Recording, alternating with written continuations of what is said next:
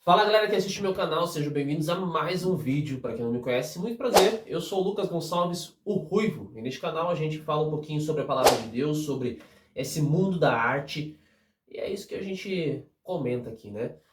Galera, como de costume, então a gente vai começar com um versículo para ser a nossa base de hoje. E antes de tudo, na verdade, antes da gente começar com o versículo, eu quero que vocês entendam uma coisa. Essa parada de teologia do coach, de motivacional e tudo mais, não é sobre isso que esse canal fala. Não é isso que a gente quer falar aqui. Mas ao mesmo tempo a gente quer falar sobre as promessas de Deus na nossa vida. E a promessa de Deus na nossa vida, ela vai trazer um pouco de esperança, de ânimo, que é o que realmente muitas vezes os coaches fazem.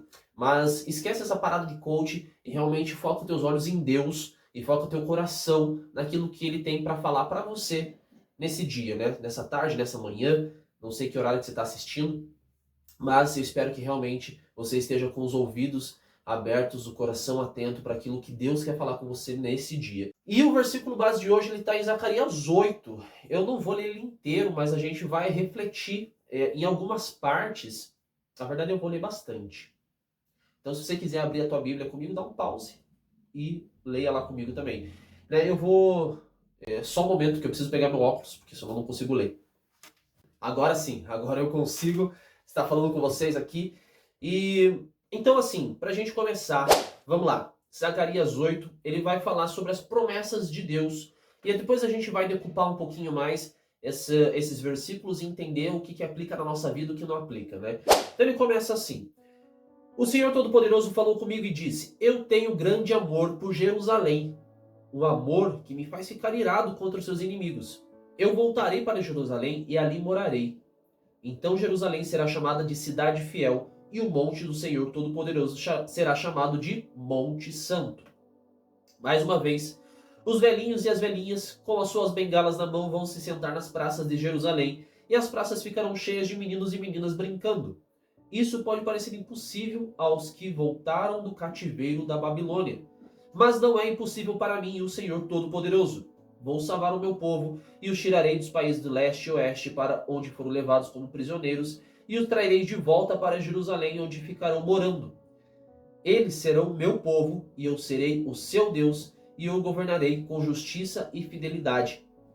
O Senhor Todo-Poderoso diz: Portanto, tenham coragem, todos os que estão ouvindo agora, o mesmo que os profetas disseram quando se começou a reconstrução do templo do Senhor Todo-Poderoso e foram colocados os seus alicerces.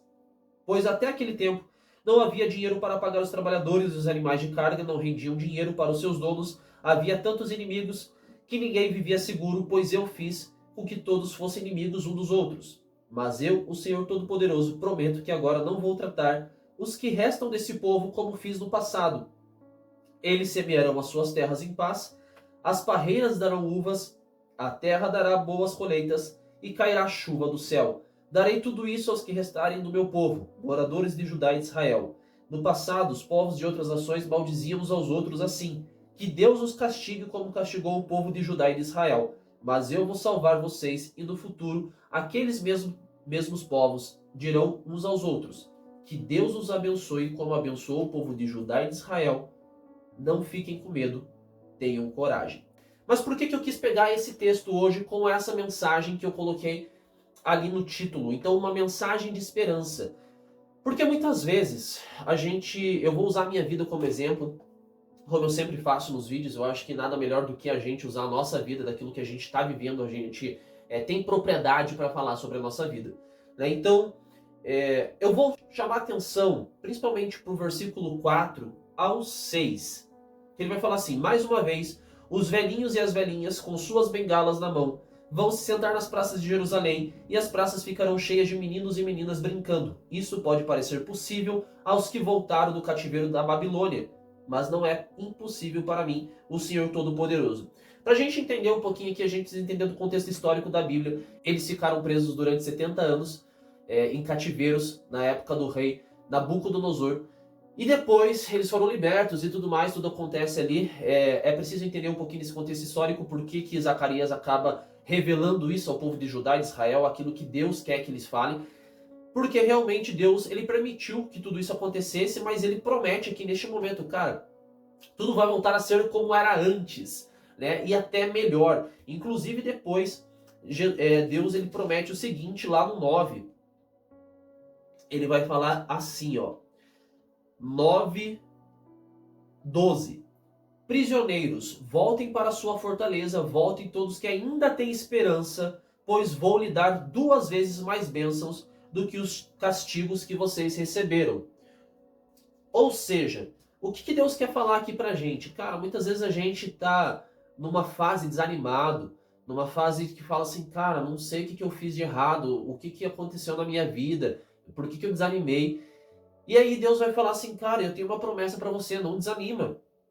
Porque ele fala assim, ó, isso pode parecer impossível aos que voltaram do cativeiro da Babilônia.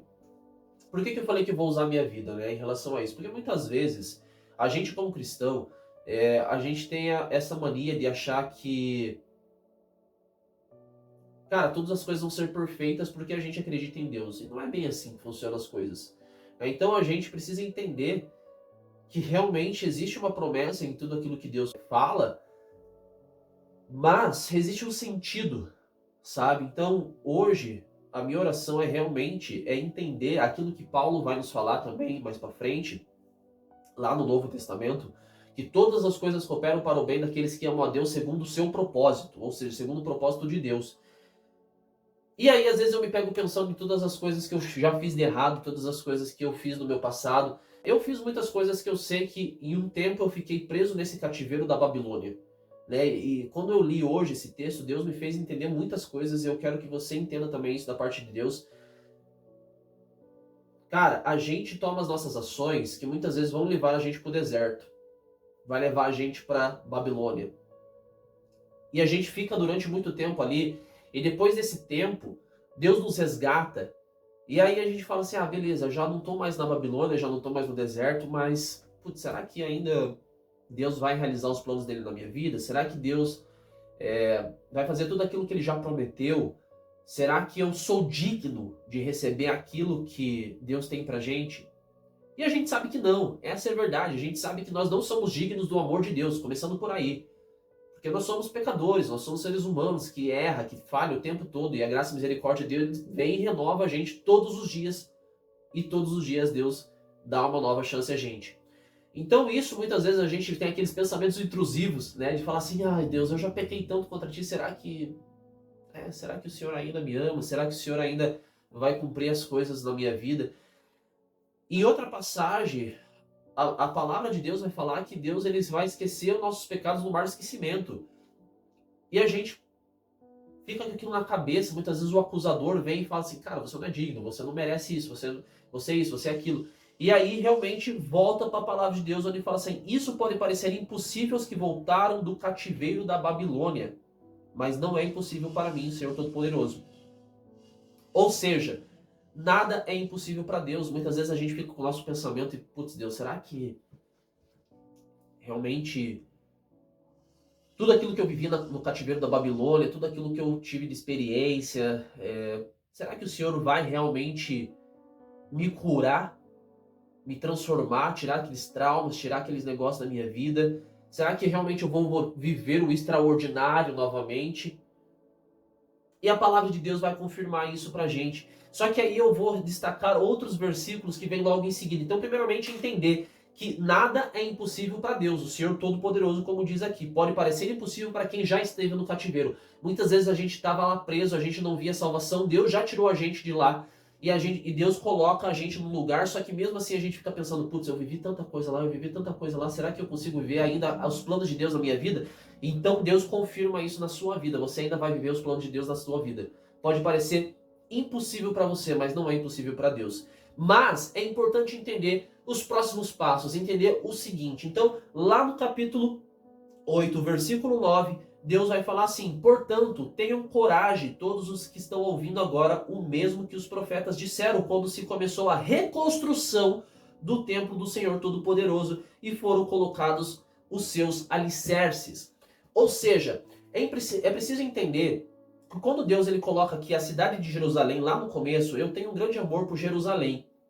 A gente fala além de um lugar geográfico, de um lugar físico. Jerusalém é a capital de Israel. Quando Deus ele nos coloca como o povo de Israel, ele está falando do seu povo, aquelas pessoas que são selecionadas, que são escolhidos por ele. Né? Então a gente está falando sobre o povo que é eu, que é você, não somente o povo de Jerusalém, lá de Jerusalém de Israel. Não é um lugar somente físico, é um lugar espiritual. É um lugar onde a gente, cara, eu sou o povo escolhido de Deus. Então Deus nos promete isso. Eu tenho um grande amor por Jerusalém. Ou seja, Deus tem um grande amor por você, por mim, por nós, por a gente que é o povo de Deus. E aí ele vai falar sobre a reconstrução do templo do Senhor e foram colocados os seus alicerces. Ou seja, depois que a gente entende que a gente sai do exílio da Babilônia, a gente passa por um período de reconstrução. Porque a gente tinha a nossa vida maravilhosamente abundante de graça e não sei o que, e era aquele negócio todo massa, e depois a gente acaba ficando preso no cativeiro da Babilônia por algumas decisões erradas da nossa vida. Mas, quando a gente volta, quando a gente é resgatado, existe um trabalho a ser feito. Qual que é esse trabalho? A reconstrução do templo do Senhor. Quando a gente entra para o mundo espiritual, o que que isso significa? Cara, é a reconstrução daquilo que a gente tem como alicerce, os nossos princípios. A gente precisa começar a colocar em prática. O que que é essa reconstrução do templo do Senhor? Mais tarde a Bíblia vai falar que nós somos templos do Espírito Santo. Ou seja, a nossa relação com Deus. Qual que é a nossa relação que a gente tem? Qual que é esse relacionamento? Então, com essa reconstrução, muitas vezes a gente quer reconstruir do dia para a noite. Cara, mas é uma relação.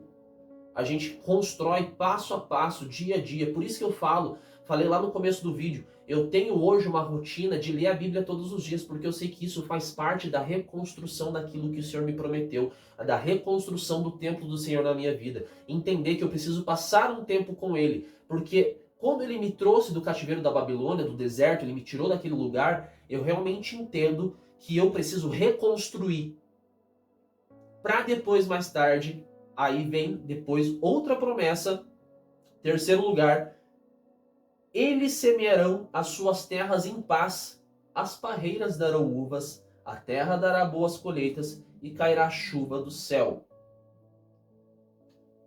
Ou seja, a gente está falando aqui que não é somente entender que a gente saiu do cativeiro, é entender que existe uma reconstrução do templo, depois dessa reconstrução vem o tempo da colheita. Muitas vezes a gente naquela ansiedade de realmente querer viver os planos do Senhor, querer viver tudo aquilo que a gente quer, o período da colheita, só que a gente acaba esquecendo que, pera lá, você reconstruiu o templo, você reconstruiu o seu relacionamento com Deus, aquilo que você tinha lá atrás, só que para melhor. Por que para melhor? Porque lá no 9:12 vai falar: voltem todos ainda quem tem esperança, pois eu vou lhe dar 2 vezes mais bênçãos do que os castigos que vocês receberam. Ou seja, se Deus já nos promete isso, por que eu tenho que ir contra aquilo que Deus está me prometendo?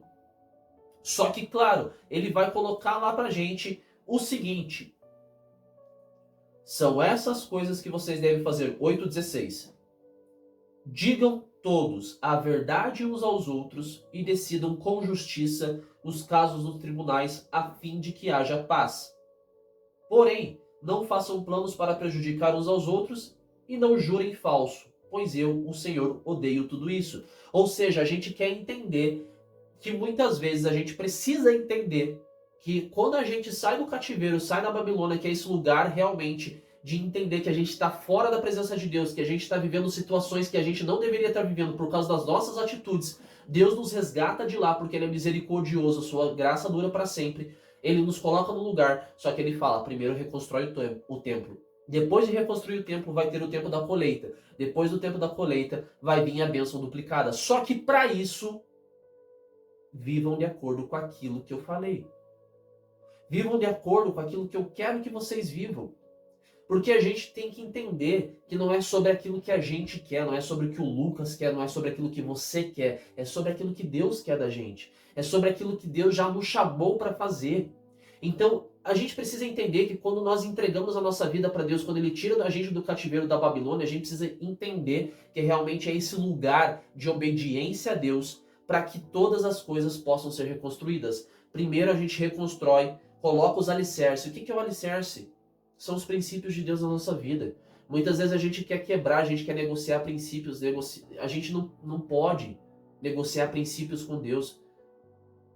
Cara, Jesus falou, ame a Deus sobre todas as coisas e ame o seu próximo como a ti mesmo.